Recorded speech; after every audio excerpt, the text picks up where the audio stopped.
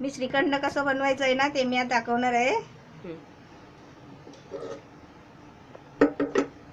या डब्यामध्ये मी 1.5 लिटर दही लावलं होतं श्रीखंड बनवायला। ते मी दही आहे ना या कपड्यामध्ये ओतून काढलं असं, आणि या कपड्याची आता गाठ बांधून मी ठेवणार आहे, म्हणजे दही बांधून ठेवणार मी आता 1 दिवस पुरा दही बांधून ठेवायचं असं कपड्यामध्ये। चांगला रुमाल घ्यायचा आणि असं दही बांधून ठेवायचं या श्रीखंड बनवायला। ह्याच्यामधून जे पाणी गळतो ना हे असं पुरा दिवस आहे ना पाणी असं गळून जाणार आहे बघा, दही नाही पाणी गळून जाणार। हे अशी आपण गाठ बांधून ठेवायची अशी।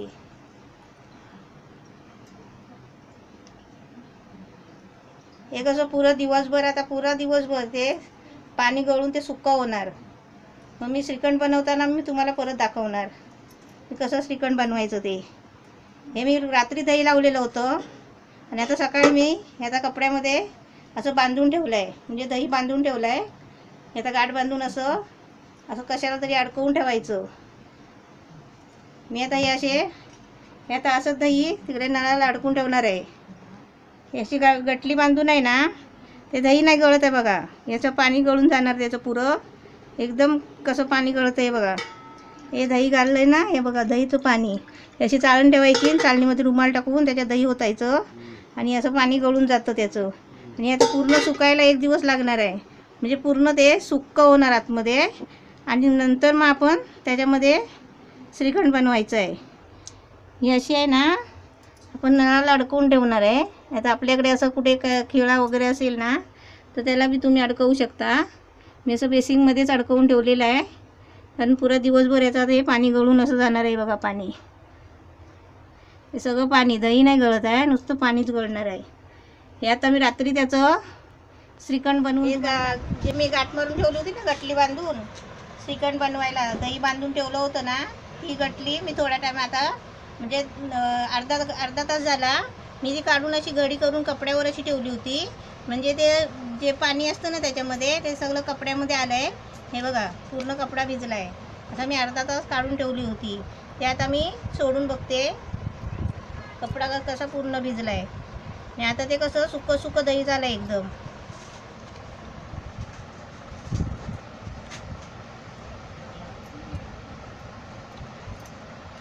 हे बघा हे दही कसं झालं आहे एकदम सुक्कं सुक्कं, म्हणजे पूर्ण आता हे असं काढून घ्यायचं।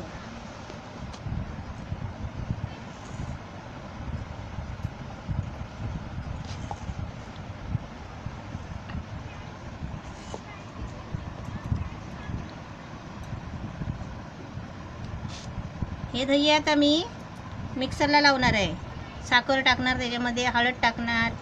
आता बघा कसं करते ते। हे मिक्सरचं भांडं आहे, त्याच्यामध्ये मी त्याचं दही टाकते। दही कसं पूर्ण सुकलं आहे बघा, असं सुकतो, म्हणजे पाणी नाही त्याच्यामध्ये पाहिजे। ते गटली काढून 1 दिवस पूर्ण अडकवून ठेवायची गटली बांधून, मग ते पूर्ण पाणी गळून जातो। आणि अर्धा तास बनवायच्या आधी अर्धा तास कपड्यावर ठेवायचं, जाड कपडा घडी मारून त्या कपड्यावर ठेवायचं। ते कसं हाताला चिपकतं ना बघा।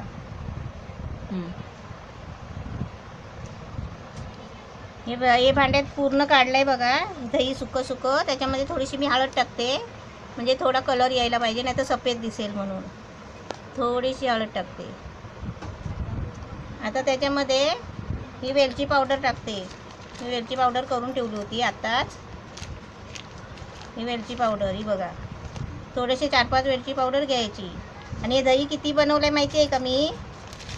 1.5 लिटर दही आहे, 1.5 लिटरचं दही बनवलं आहे ते। हे एवढं झालं आहे बघा। आता त्याच्यामध्ये मी 3 वाट्या साखर टाकते। ही साखर आहे, माझी साखरेची बरणी आहे रोजची।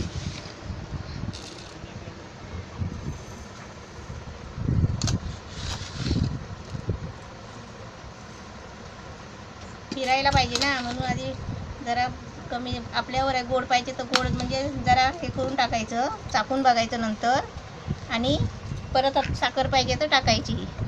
आता हे मी मिक्सरला लावते। हे बघा कसं वाटून झालं आहे। हे छोट्या भांड्यात पहिलं घेतलं होतं ते, त्याच्यामध्ये जास्त झालं ना ते फिरत नाही होतं। आणि सुक्कं पाणी नाही टाकायचं, आणि मग हे मोठ्या भांड्यात फिरवून घेतलं आहे. हे बघा कसं मस्त झालं आहे.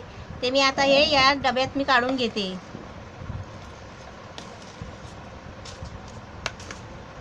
कलर पण किती छान आलाय बघा.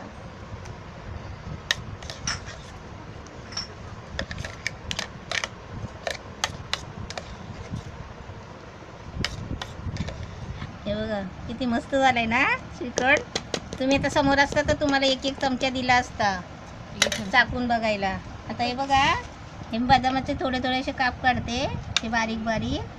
मला ते मी सुरी नाही कधी वापरत. मला भीती वाटते हात कापतो म्हणून. मी सगळं विलीवर काम करते.